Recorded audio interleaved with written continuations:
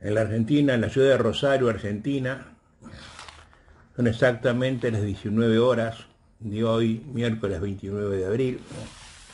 Soy Adolfo Alvarado Belloso, sumándome alborozado a los festejos que están haciendo en el Perú en homenaje al 21º aniversario de la vida académica de Gacal. Me sumo alborozado a esos festejos. Primero, por el afecto que tengo por su alma mater, que es Ana Calderón Sumarriba, por el que tengo por su factotum, Guido Aguila Grados, ambos egresados de mi carrera de maestría en Derecho Procesal, que dirijo desde hace más de 20 años en la ciudad de Rosario, en la Universidad Nacional de Rosario, por cuyas aulas también pasaron muchos de sus docentes, y por el afecto que me guarda su personal administrativo, que siempre que voy de visita a la entidad me consideran y me agasajan.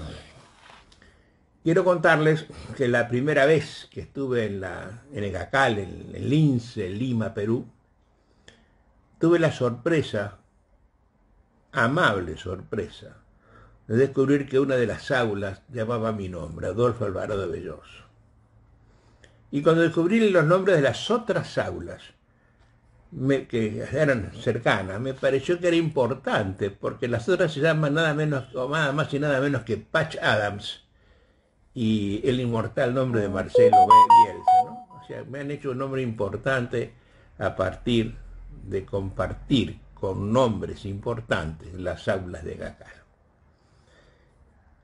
Hay una frase bíblica que dice: amor con amor se paga. Y el amor, el afecto, es una venida de doble mano, por tanto el afecto de ellos debe ser retribuido por mí. Me van a encontrar siempre en estas condiciones cuando me necesiten para poder dar alguna charla como la de hoy.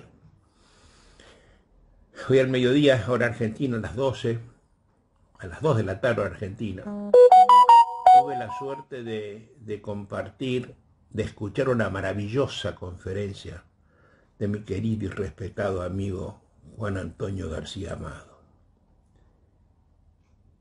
Habló del mito de la ponderación y de los peligros que la ponderación traída al derecho judicial por los argumentistas está haciendo en los poderes judiciales de América.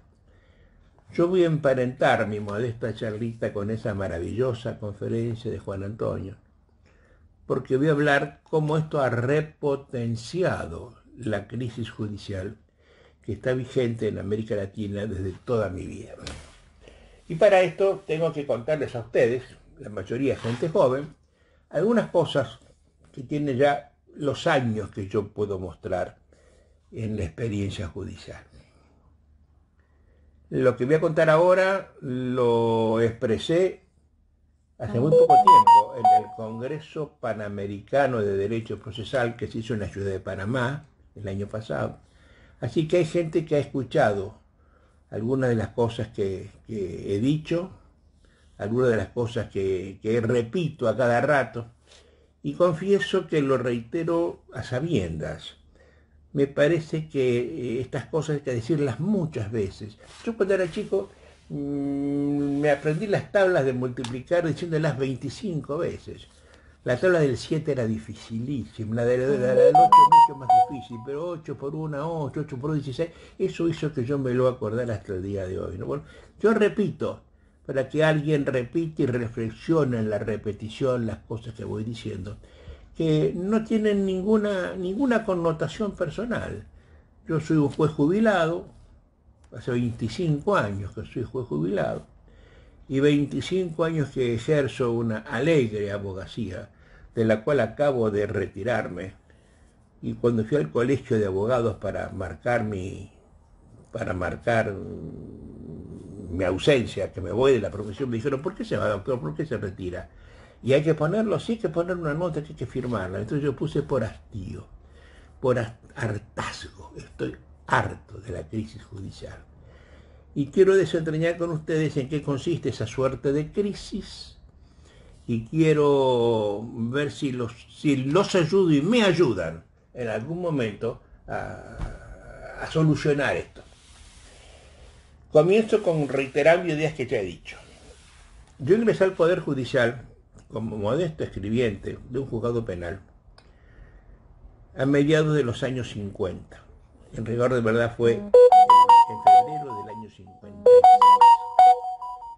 Y en ese momento, cuando yo encontré, era un juzgado lleno de expedientes, y lo primero que me hicieron hacer fue tomar los sumarios del turno anterior, que eran 600, 700, ponerlos por riguroso orden alfabético, atarlos la A con la A, la B con la B, y un cartel enorme puesto encima del paquete diciendo a prescribir en febrero del año 58. Me parece absurdo el trabajo, ¿no? Ir a tribunales a empezar un estudiante de Derecho a hacer esto para hacer paquetes. Bueno, quiero que sepan que le conté a mi abuelo, que era empaquetador. Él no era abogado, me mandó a hablar con el juez a ver qué estaba haciendo. Y me dijo, no, hijo, me dijo el juez, lo que pasa es que estamos en una crisis terminal, no se pueden trabajar todos los tribunales penales. Mire, usted lo que tiene que hacer es eso, y cuando venga alguien y le pida que baje el expediente, se sube a la escalera, baja el paquete, lo desarma y trabaja solamente como sumariante el expediente que sea. Y el resto lo deja prescribir, ¿no? Yo no sabía en ese momento que era estamos adoptando simplemente un criterio de oportunidad escondido, por supuesto, pero lo hacíamos. Y de esa crisis, yo que estuve exactamente 37 años en el Poder Judicial, en rigor de verdad 36 años, 6 meses y un día, cuando en ese momento el diagnóstico era: faltan empleados, se duplicaron los empleados; faltan secretarías, se duplicaron las secretarías; faltan jueces, se duplicaron los jueces, se duplicaron y se duplicaron. Y sin embargo el sistema siguió igual. La morosidad es asombrosa, el que me importismo judicial es terrible. Pareciera que algunos juzgados tienen en el tintero una cosa y dice: ¿qué me importa el justiciable y alguien más? Y entonces lo que se hizo fue tocar los códigos. Y para desentrañar la crisis, para amenguar la mora, lo que se hizo fue reducir plazos. De 20 a 15, de 15 a 10, de 10 a 5. Y luego reducir defensas. No dejemos que se hagan tantas cosas, que no haya excepciones previas. Vamos a evitar que haya ciertas excepciones. No las vamos a tramitar en forma previa. Vamos a hacerla tranquilamente al final. Vamos a ver si al final del pleito, si la demanda era o no inoficiosa, si no era apta para poder defenderse. Y todo eso, a quitar plazos, al quitar defensas, también le quitamos medios de impugnación. Y entonces montones de cosas se hicieron inapelables. Y todo quedó simplemente por el criterio de una sola persona, inapelable, y eso puede causar un daño realmente terrible. A mí me parece que eso no funcionó. Por el contrario, al tiempo que esto se iba demeritando el derecho de defensa de las partes, todos los códigos, desde los años 50 en adelante, empezaron a empoderar a los jueces, darles mayores facultades de las que la ley les daba. Muchas mayores facultades a cada uno de los jueces. Y las empleamos. Yo fui juez en ese entonces. Y eso vino porque en América Latina, hasta Alsina en la Argentina, no se sabía derecho procesal. Alsina fue un juez que hizo una recopilación importante en 3 gordos tomos de lo que se decía que era el proceso, y se convirtió de hecho en el primer procesalista argentino, creo que el primero de América. luego dirigió por muchos años una revista de derecho procesal que lo tuvo como secretario nada más y nada menos que a don Santiago Sentís Melendo. Y lo que trajeron en ese momento fue la modernidad en materia procesal. Y la modernidad era el código italiano del 40, que había la copia del código alemán del 37. Solo quiero recordarles que la Italia en el 40 estaba gobernada por un tal Benito Mussolini, que de republicano tenía poco, y en Alemania estaba Adolfo Hitler, que gracias a eso se pudo cargar 6 millones de judíos. Pero además esto era la reproducción exacta de las ideologías y de la práctica procesal puesta en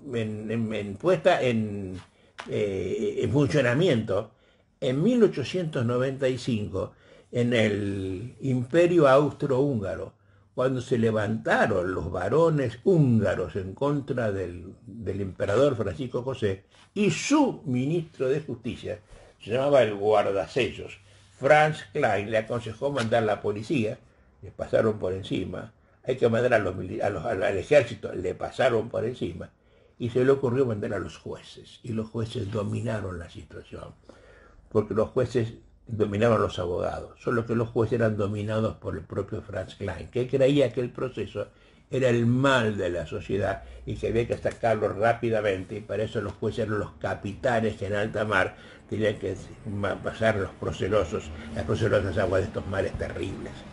Y se generó un código autoritario que le funcionó muy bien, tanto que lo copió Hitler en el 37, y tanto le fue bien a Hitler que lo copió Mussolini en el 40.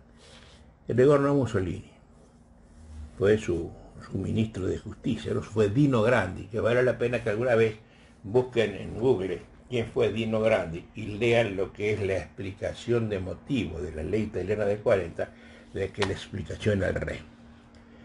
Ese código trajo a un juez autoritario, trajo el juez que tenía que dirigir el proceso, el juez que imponía la moral, el juez que podía sancionar, el juez que podía probar de oficio, el juez que podía fallar incongruentemente. Todo eso lo inventó, en homenaje a un difuso sistema de justicia, lo inventó Franz Klein. Lo notable es que en el año de 2020, los procesalistas argentinos, haciendo un código procesal, recurren a Franz Klein y dicen que eso es la modernidad. Nos toman el pelo, nos están diciendo que la modernidad, la posmodernidad del 2020 es exactamente igual a lo que se decía y sostenía ideológica y políticamente en 1895. Una absurdidad total, ¿no? Estas cosas me enferman. Y por eso es que lo repito, para que la gente sepa en qué consiste toda esta historia. Y así entonces logramos hacer un superjuez. Yo fui un superjuez. Pero lo hice a pura conciencia, creyendo, sabiendo que hacía bien, que estaba bien lo que hacía. Con los años me jubilé, me fui del otro lado del mostrador, empecé a pechar mostradores, a gastar suela, pasillando los tribunales, y a empezar a sufrir en carne propia lo que yo le hacía siendo juez a los abogados litigantes. Dice el Martín Fierro, que es el máximo poema épico argentino, que la ley es como el cuchillo, nunca lastima al que lo maneja. Yo tengo el cuchillo y lo clavo hacia adelante, no puedo clavármelo así al cuchillo. Por tanto, la ley nunca lastima al juzgador, lo lastima al otro. Y yo lo he lastimado muchísimo. Yo escribí en ese entonces un libro que se llama El juez, sus deberes y facultades. Yo lo he visto trucheado ahora en el Perú, en una edición pirata de las tantas que hacen allí. Y escribí todo esto. Y hoy abdico de ese libro. Yo nunca más admití una segunda edición, porque pienso todo lo contrario. Y a quienes lo tienen les digo, háganse un favor, quémenlo el libro, quémenlo y olvídenlo para siempre, porque todas las cosas que yo he dicho allí, de ninguna manera las volvería a decir en la actualidad, ¿no? Sino todo lo contrario. Cuando yo descubro que una cosa es acuchillar y otra cosa es ser acuchillado, clavar y ser clavado, hace de estos 25 años, me pongo a pensar seriamente si lo que estaba haciendo yo estaba bien hecho. Porque empiezo a notar que los jueces comienzan a alejarse del cumplimiento tranquilo de la ley y hacer lo que les parece que está bien, en una confusión entre moral y derecho que en mi experiencia judicial comienza a partir de los años 60, a partir de los años 70. Miren ustedes lo que hace un juez. Me dicen, contaba el otro día una clase que daba en Paraguay, por esta vía que estoy descubriendo en estos momentos, en el hastío de la soledad de la cuarentena. Contaba que la materia más política que estudia un alumno de abogacía durante su carrera es el derecho procesal. Y la gente corrige, no, la materia más política es el derecho político. Pues no, yo considero, no, el derecho político lo que hace es enseñar la historia del pensamiento político y enseñar el contenido de los partidos políticos. Me dicen, bueno, ¿será el derecho constitucional? Respondo, no. El derecho constitucional lo que hace es marcar cómo se ejerce el poder. Les comentaba el otro día y lo reitero ahora para los que me están escuchando. Les aconsejo googlear la Constitución de los Estados Unidos de 1787 y verla en una versión facsimilar. Está escrita con maravillosa letra magistral inglesa en 7 artículos, uno dedicado al poder constituyente, 2 dedicados al poder ejecutivo, 2 al legislativo y 2 al judicial. Y esa es la Constitución. No tiene ninguna declaración, ningún derecho, ninguna garantía. Y entonces, ¿por qué la materia procesal es la más política? ¿Saben por qué? Porque es la que tiene que ponerle coto y límites a quien más poder tiene en un Estado de Derecho. Y la gente cree que quien más poder tiene es el presidente de la República. Es el mandamás de turno, el jefe de policía, es el gobernador de la provincia, el alcalde. Y no es así. Miren, si el presidente de la República, el alcalde, el intendente, quien fuere, quiere meterse en mi casa, debe pedirle permiso previo a un juez. Léase expedición de orden de allanamiento. Si el gobernador, si el jefe de policía, el comandante del ejército, quien fuere, quiere meterse en mi casa, le pide permiso al juez. Si el juez quiere meterse en mi casa, no le pide permiso a nadie, se mete. Y cuando yo le digo, ¿y la orden? Te la estoy dando verbalmente, me dicen. Estoy allanándote. Y abrime la puerta y la bajo de un hachazo. Y me la baja. Ese señor tiene un poder inmenso. Puede quitarme mi libertad cuando quiera. Algunas veces mi vida, donde hay penas de muerte. Puede quitarme mi libertad. Preventivamente me la puede quitar. Cosa que ocurre en el Perú, donde se da el desfase absurdo de que preventivamente me ponen preso 36 meses. 36 meses para saber si yo tengo que estar preso o no. Mientras tanto estoy preso. Yo que llevo 40 días preso en mi casa y estoy desesperado, imagínense estar 36 meses en una de las abyectas cárceles de América Latina.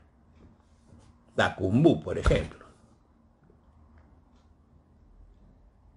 Ese señor puede entonces meterme preso Me quita la libertad, me quita la tenencia de mi hija, me quita mi casa, me desaloja, me divorcia, me prohíbe ver a alguien, me prohíbe acercarme a mi mujer.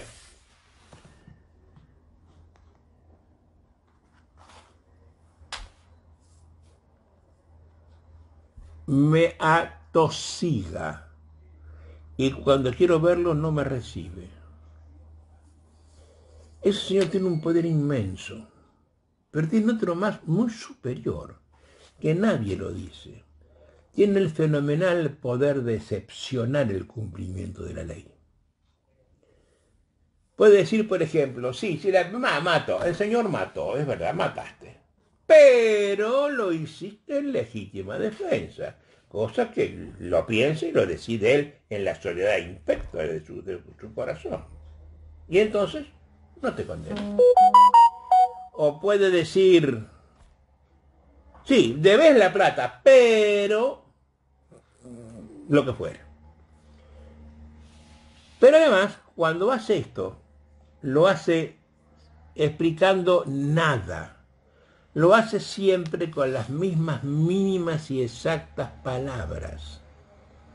Miren, un juez en la Argentina puede penar a un homicida eligiendo una pena mínima de 8 años y una máxima de 25.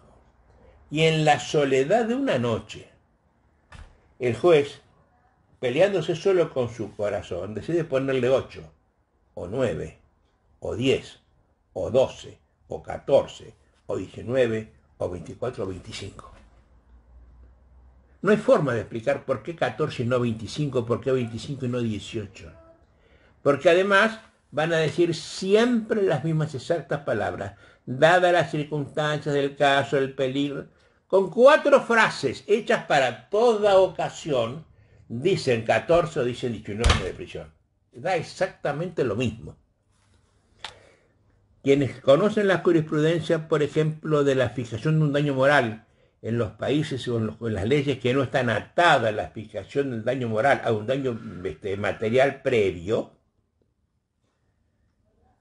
lo que hacen es decir, dadas las circunstancias del caso y las características especiales de las PA, fijo 50.000, o 500.000, o 5 millones.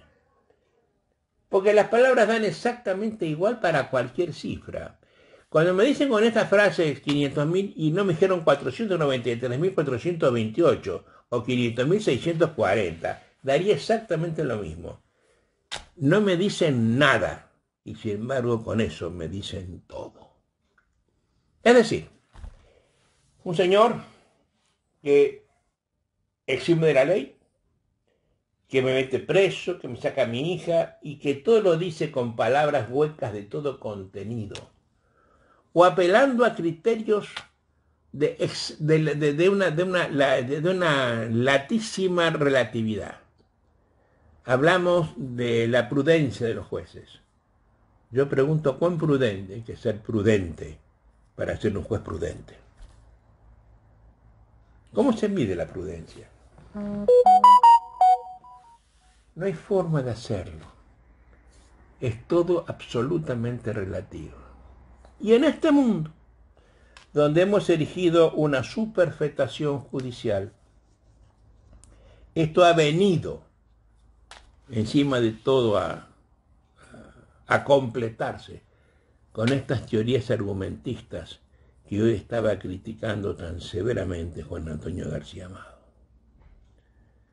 Cuando el juez cree que el derecho no es norma, sino argumentación, y que él puede dejar de lado una regla, una norma cualquiera de la ley, socapa de un principio constitucional implícito, estamos mal, estamos peor que antes.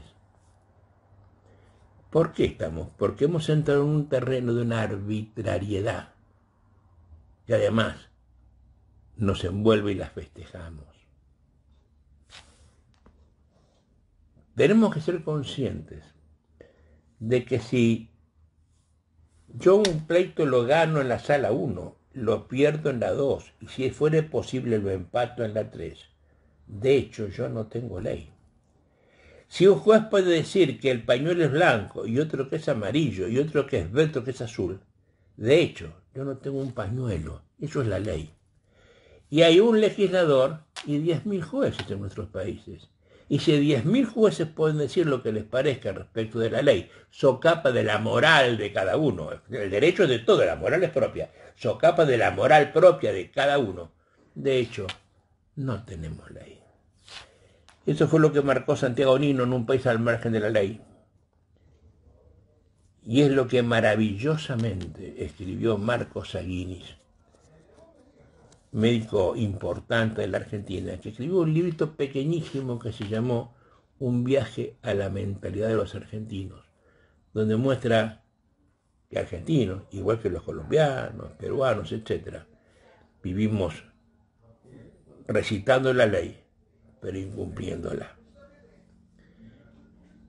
Bueno, en estas condiciones me parece a mí que la crisis judicial ha sido ya espantosa. Si viene un señor hoy a mí, un cliente que yo respeto, quiero y necesito conservar porque de eso como, soy abogado.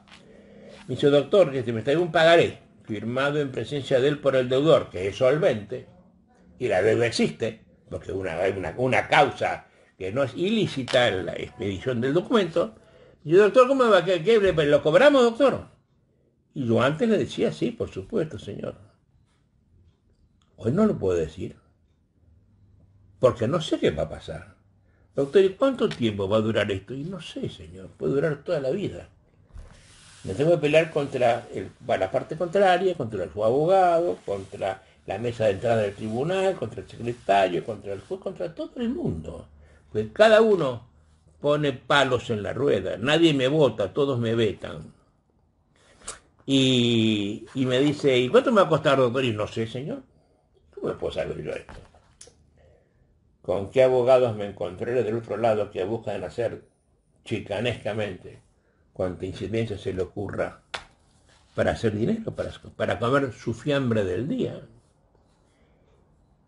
Y entonces usted no me va a cobrar, a mí no, yo sí tengo que cobrarle y decir, yo vivo de esto. Así que si el tipo se mete en un proyecto que no sabe cómo le va a ir, ni cuánto le va a durar, ni cuánto le va a costar, pero empieza pagándome a mí para que yo se lo haga, ese señor es un suicida. Ese señor simplemente se mete en un peligrosísimo safari, del cual es muy difícil salir, indemne. Bueno, hay alguna... Esto es un mal que todo el mundo lo sabe. Todo abogado litigante sabe que esto es así. Es más, la señora de la calle, doña Rosa, diría un periodista argentino conocido, doña Rosa diría, más vale el peor de los arreglos que alguna vez en una sentencia, y si esa sentencia llega y si es buena.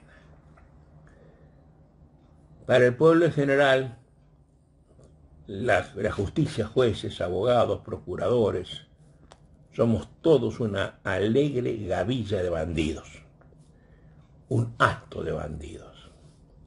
La gente no confía en nosotros, nos está denostando permanentemente. Las encuestas que están en la Argentina demuestran que la peor de las profesiones es la judicial. Y a mí me duele mucho esto, me duele honestamente porque yo he sido juez toda mi vida. Tengo mi única hija que es juez. Y sigo hablando cuando hablo en plural a nosotros los jueces. Me tengo incorporado después de 30 años de ejercicio judicial, ¿no? Y yo quiero que los hijos de los jueces vivan tranquilos, vivan mejor, vean crecer a sus hijos, tengan menos trabajo. Y para eso trato de hacer ahora un diagnóstico de lo que nos ha pasado. Yo creo que las cosas no pasan por lo que las soluciones que la ley le ha dado. No pasa por aumentar los jueces, no pasa por aumentar por restringir la competencia, restringir los plazos, no pasa por allí. Yo creo que el mal está en el sistema mismo. Actualmente están todos enamorados y pendientes de la oralidad. La oralidad para lo civil en todos los asuntos, para lo penal en todos los asuntos. Y yo quiero que ustedes sepan, yo he sido juez de la oralidad durante 4 años de mi vida. Y me entré enamorado de la oralidad, creyendo en su momento que era la panacea de todos los males. Pero a los 2 años vi que la oralidad no era un sistema sustentable con el número de jueces que teníamos.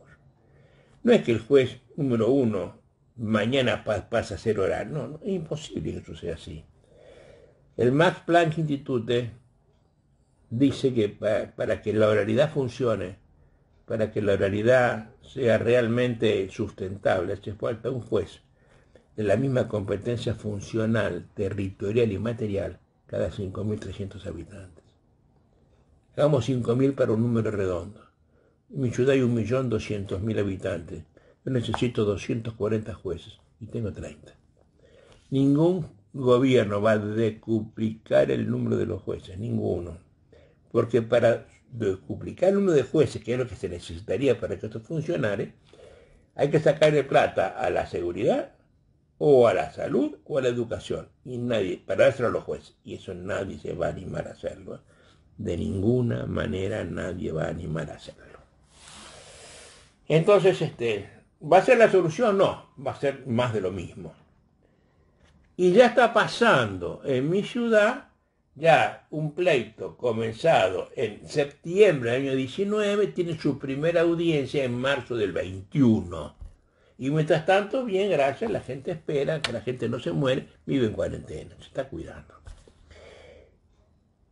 ¿Cuál es el problema entonces? El problema está, me parece a mí, y esto es lo que estoy arriesgando un diagnóstico, en el sistema mismo. La Constitución ha pensado en un sistema acusatorio y nosotros empleamos un sistema absolutamente inquisitorial que es todo lo contrario. Lo acusatorio y lo inquisitivo no son principios del proceso, son sistemas de justicia. Si yo tengo que definir a usted qué es un acusatorio, le diré, el acusatorio es un sistema de judicial que se basa en un trámite que respeta ciertos principios y en tanto los respete, no importa cuáles reglas de procedimiento aplica. Por ejemplo, el sistema acusatorio se basa en un principio fundamental, que es la imparcialidad del juez. Y si el juez es imparcial de verdad, como lo voy a definir ahora, si es de verdad imparcial, no importa si el juez es oral, el juicio es oral o escrito, si es con mediación o con inmediación, eso no importa porque el juez es imparcial.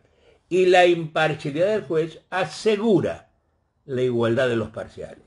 Las partes que son desiguales se van a igualar jurídicamente, nunca realmente, jurídicamente, gracias a la imparcialidad del juez.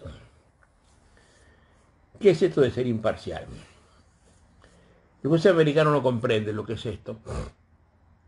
Es más, hay un juez colombiano que ha dicho que el juez debe ser imparcial, pero que tiene que parcializarse a favor de la justicia.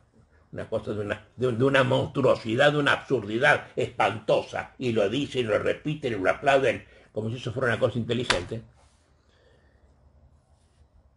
Un juez imparcial. La palabra imparcial significa que el juez es neutral. La palabra neutral significa ni uno ni otro. Ni uno ni otro, ni pretendiente ni resistente, ni actor ni demandado.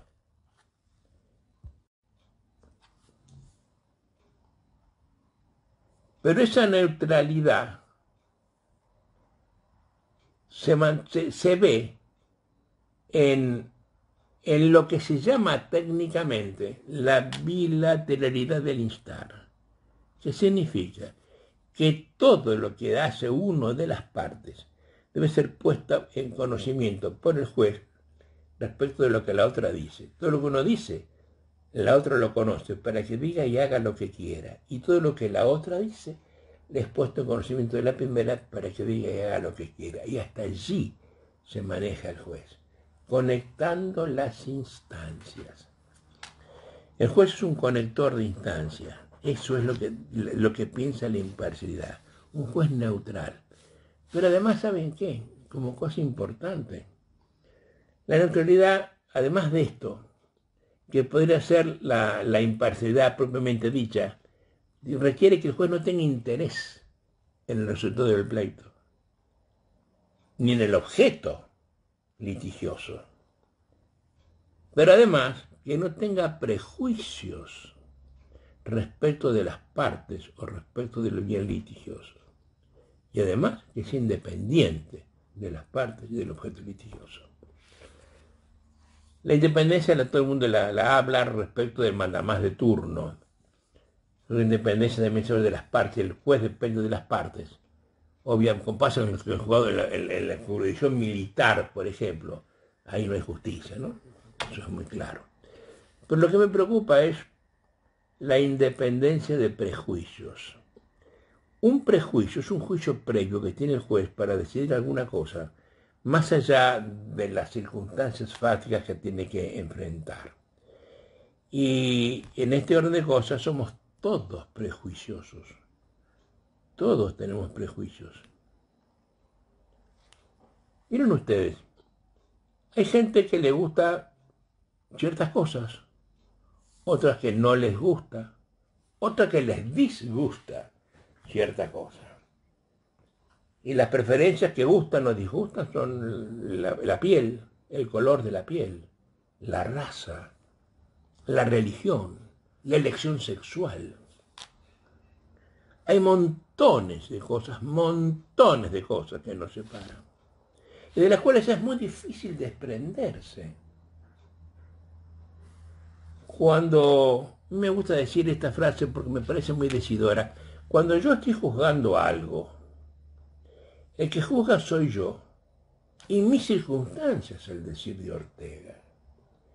Y mis circunstancias son la leche de mi mamá, y el primer cachetazo de mi papá cuando les falté el respeto, y la maestra de la que me enamoré perdidamente a los 6 años, y el profesor de la universidad que me marcó de por vida, y la mujer con la que me casé los nietos que tengo. Todo esto conforma una personalidad que está dentro de mi pecho y que decide, relativiza las cosas, decide y quita la libertad, y quita el hijo, y quita lo que fuere, con las circunstancias que imperan en el corazón de todos y de cada uno. Y esto es imposible hacerlo. Sin embargo, yo les pido a los jueces que tengan una gloriosa imparcialidad.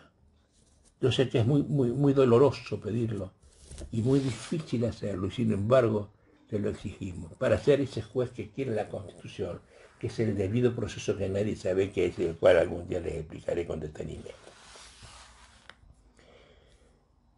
Por tanto, si yo tengo un juez que es imparcial, independiente, y además no hace las cosas que hacen las partes, sino que hace las cosas que hacen los jueces, que solamente conectar instancias, yo tengo un juez imparcial, que me permita a mí hacer la justicia que estoy buscando en la Constitución.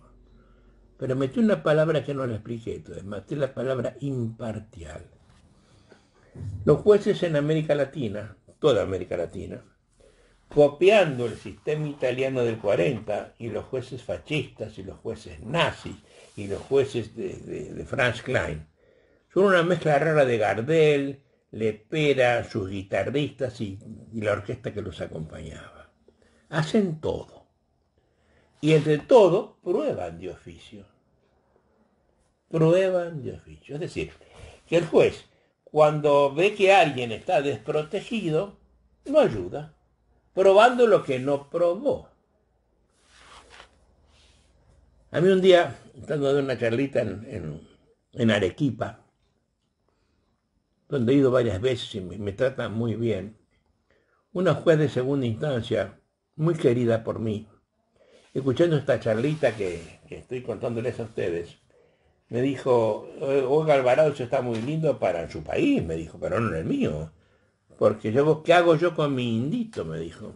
Y yo no le entendí la palabra. ¿Con su qué, señora? Con mi indito. ¿Qué hago yo con mi collita, que no habla castellano, que habla solamente quechua, que habla aymara, y que ha sido echado por la Coca-Cola, y se enfrenta con el estudio más importante de Lima, y su abogado es un abogadito igual que él, tan ignorante como él y tan minúsculo como él, ¿no? ¿Qué hace? Me dice la señora, si yo no lo ayudo. Yo tuve mucha piedad por la respuesta, porque me estaba mostrando exactamente lo que yo no quiero de los jueces, que alguien ayude a alguien. Y yo le dije, mire señora, yo creo que lo que su indito, su collita, merece toda la ayuda del Estado.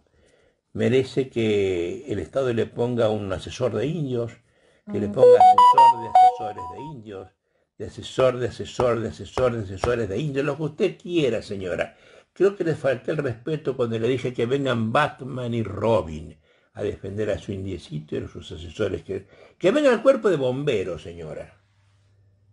Que venga toda la ciudad de Arequipa, toda entera, y lo rodee a los bomberos, lo rodee al Robin, a los asesores, al indito.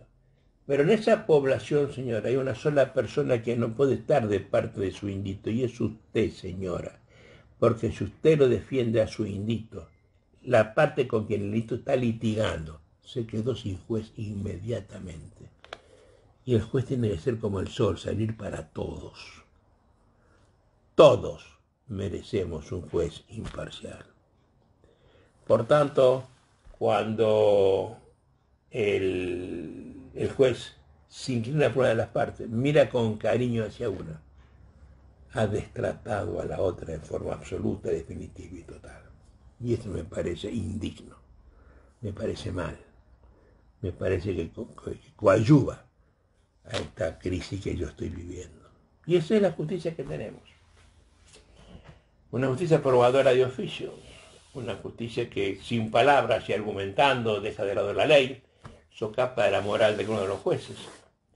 Y además con códigos que han restringido severamente la defensa. Y han quitado las excepciones y los plazos y los recursos. ¿Será eso lo que quiere la Constitución? A mí me parece que no. A mí me parece que la Constitución ha pensado en un reparto efectivo de poderes. Alguien dice qué es lo que hay que hacer mediante un acto que se llama ley. Ese es el legislador. Alguien, mediante un acto que se llama decreto, dice dónde, cómo y cuándo hay que hacer lo que hay que hacer conforme con la ley. Eso lo hace el Poder Ejecutivo. Y alguien, que es el juez, mediante sentencias, dice qué es lo que hay que hacer cuando no se hizo lo que había que hacer conforme con la ley, y cuando no se hizo el cómo, cuándo y el cómo, dónde y cuándo, conforme dice el decreto. Por tanto, el juez nunca puede prevenir, viene siempre después. La sentencia es un posterius al acto que se haya cumplido al margen de la ley o al margen del decreto. No me negarán que esa es la República. Alfonsín nos hacía rezar a los argentinos parados frente al Cabildo en la Plaza de Mayo de la República el preámbulo de la Constitución. Le ponen la mano al corazón, no, los representantes del pueblo, en un rezo laico, cuando nos enseñaba que en democracia se vive, se educa y se come. Y yo creo que sí, que se come, se educa y se vive mejor. Pero atención, pero nadie advirtió que estar en democracia es importante, pero no tanto. Es importante porque marca el origen del poder.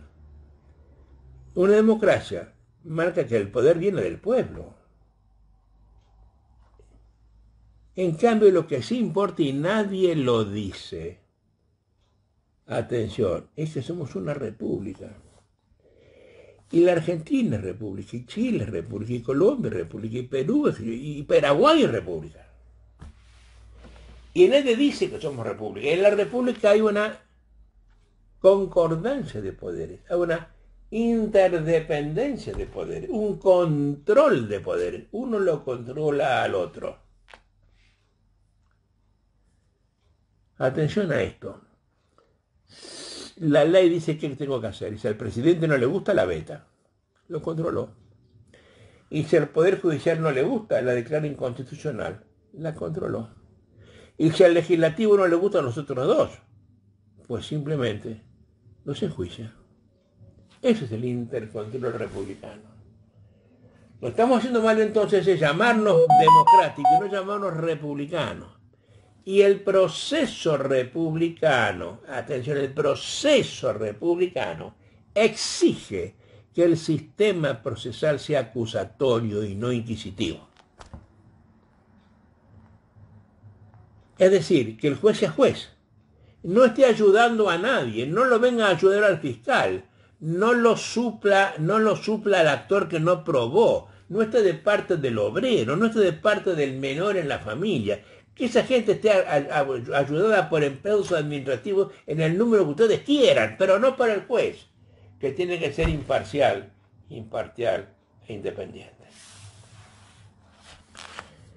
En los últimos años hemos nosotros implementado en casi toda América Latina el sistema acusatorio en materia penal. En el acusatorio el juez es de palo, no pregunta, no interviene. Simplemente escucha y mira, no habla. Escucha, mira, pero no habla. Es al revés de los tres monitos que están mostrando cómo tapan los sentidos. Y si el fiscal no prueba su acusación, atención, pues lo va a liberar. Va a absolver por la duda. Porque lo que nadie dice es que los jueces no fallan hechos, fallan proposiciones acerca de ciertos hechos, que no es lo mismo. Cuando empiezan a buscar la verdad de los hechos, están buscando la verdad de la proposición respecto de un hecho. Hay una proposición que hace el actor y una proposición distinta que hace el demandado. Una proposición de hechos que hace el fiscal y otra distinta que hace el encartado. Que puede no coincidir con la realidad. Ninguna de las dos. O las dos, pero cada una con un punto de vista diferente, porque cada uno ve el color de la cosa conforme el color del cristal con el que está mirando. Bueno, ese juez no existe en América Latina. Sin embargo, ahora nos llenamos la boca con el sistema adversarial. Todos hablan del adversarial, todos quieren aprenderlo, todos están estudiándolo. Sí, van a estudiar técnicas del sistema adversarial. Y yo he visto especialistas en la técnica de preguntar a un testigo, se entera una audiencia y pasó una pregunta, pues usted cállese la boca, le dijo el juez, usted no habla acá, y se cayó la boca. Y el especialista se la metió en el bolsillo. O el juez no le gusta la pregunta y se la modifica. Ese juez no es un juez del sistema acusatorio.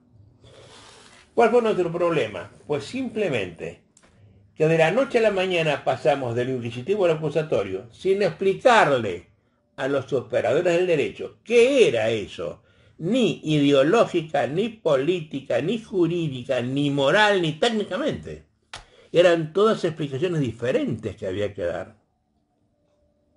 Había que alejarse del juez de Klein. Había que alejarse del juez nazi.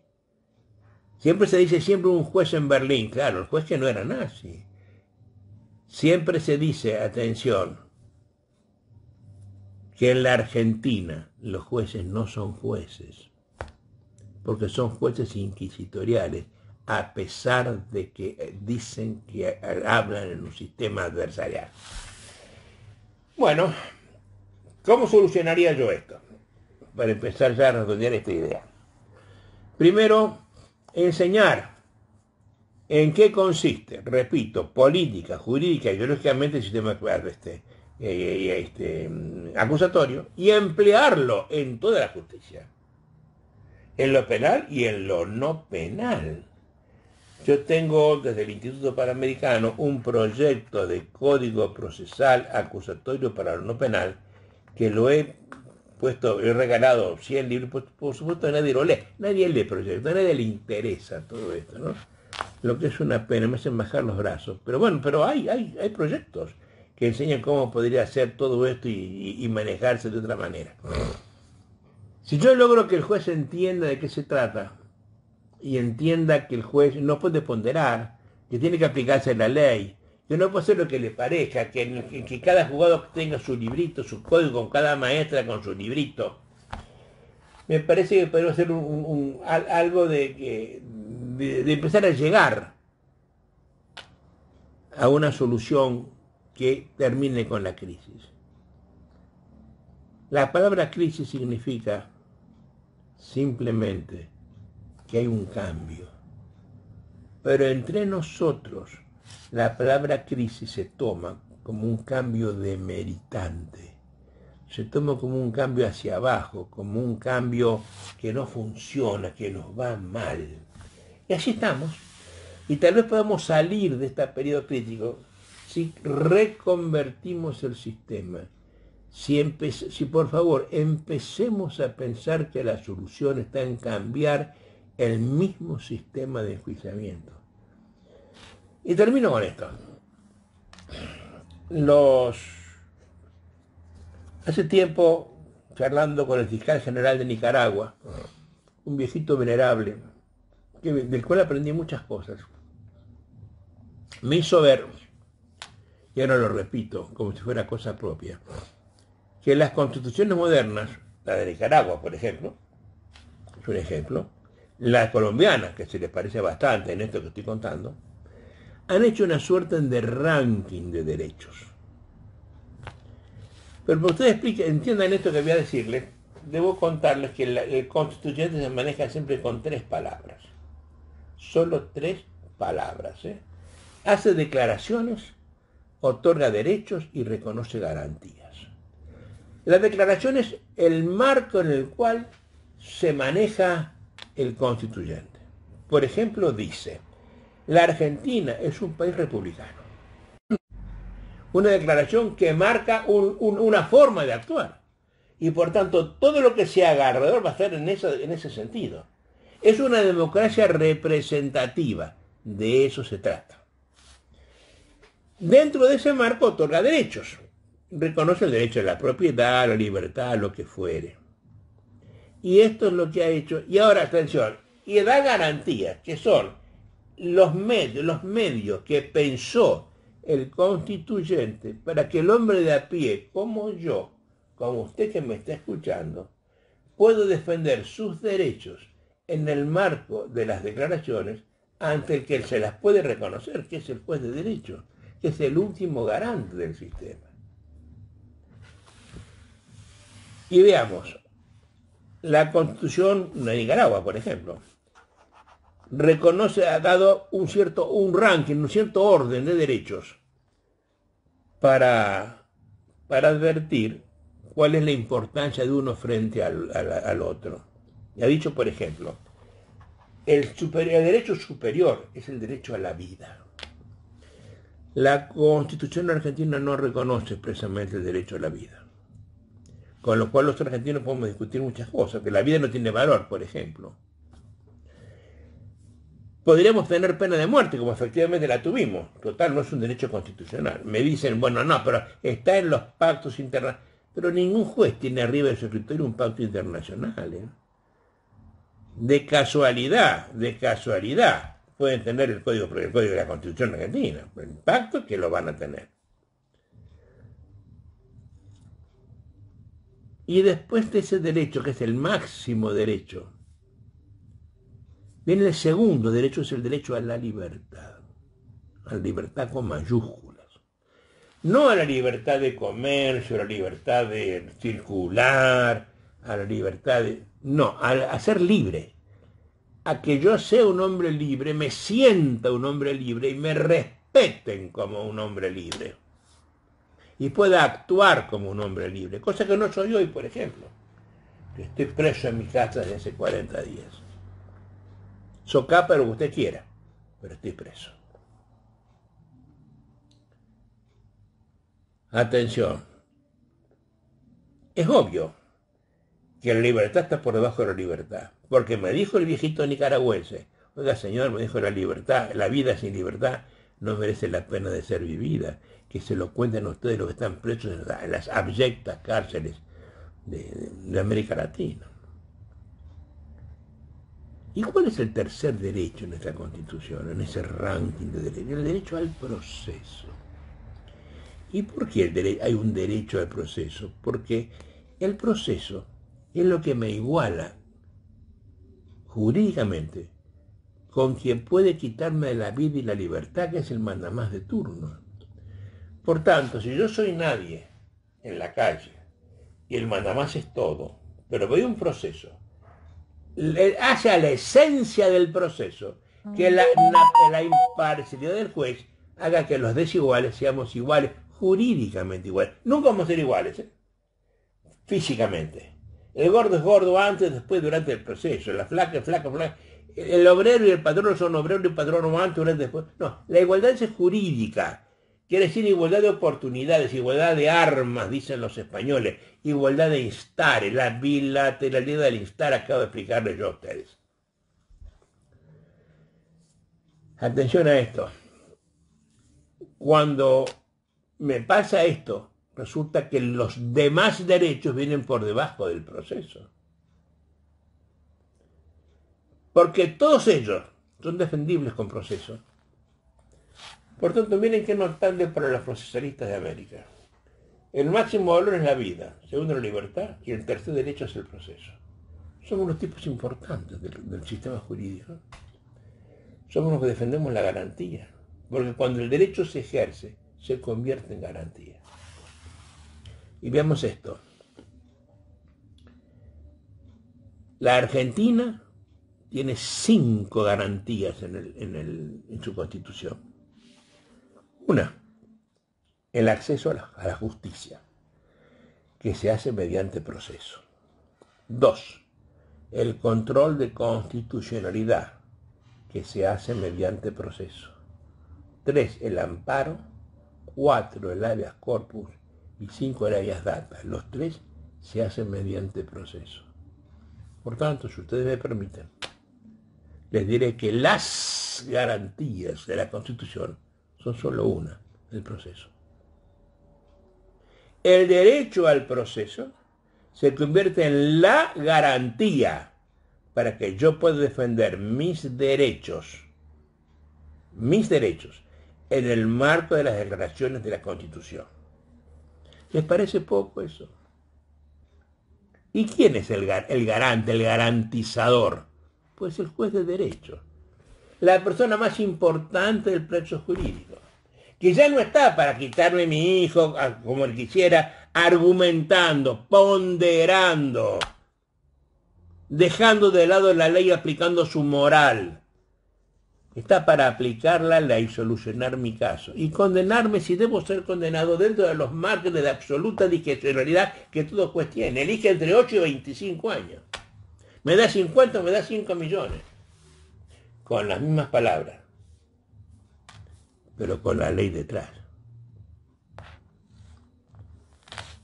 ¿Qué les parece si empezamos a pensar en un juez que sea imparcial, que gracias a su imparcialidad, puesto de manifiesto en un sistema acusatorio, si es juez, y deje de suplirle en la actividad de las partes, deje de probar, deje de ayudar a los obreros, deje de ayudar a quien quiera ayudar y se concreta simplemente a decir qué dice la ley? Recuerden la maravillosa conferencia hoy de Juan Antonio García Amado. Y eso dentro de un marco legal, donde se aprenda, donde se cumpla la ley, que sea igual para todos. No el juzgado blanco, el juzgado 1 que sea blanco, el juzgado 2 sea verde y en el otro no haya color. Igual para todos, que es el mínimo requisito de coexistencia en una sociedad, el cumplimiento de la ley igual para todos.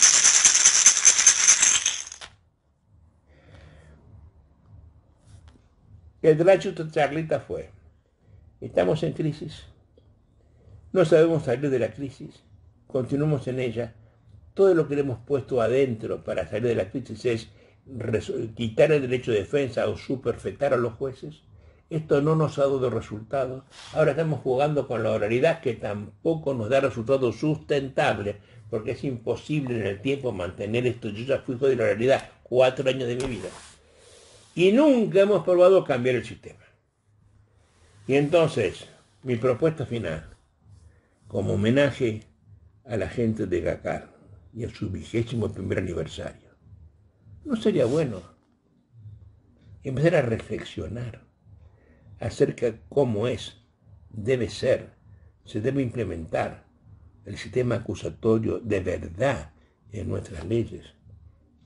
¿No sería bueno respetar la ley y dejar de hacer lo que están haciendo los tribunales constitucionales, por ejemplo, del Perú, con su precedente vinculante, o de Colombia, con las cosas que dicen? ¿No sería bueno volver a un respetuoso, sensato y manso cumplimiento de la ley? Pienso que Nino se levantaría de su tumba y sonreiría. Y pienso que Marcos Aguinis haría que ese viaje a la mentalidad de los argentinos, que es el viaje a la mentalidad del hombre americano, tal vez se concilie con la vida.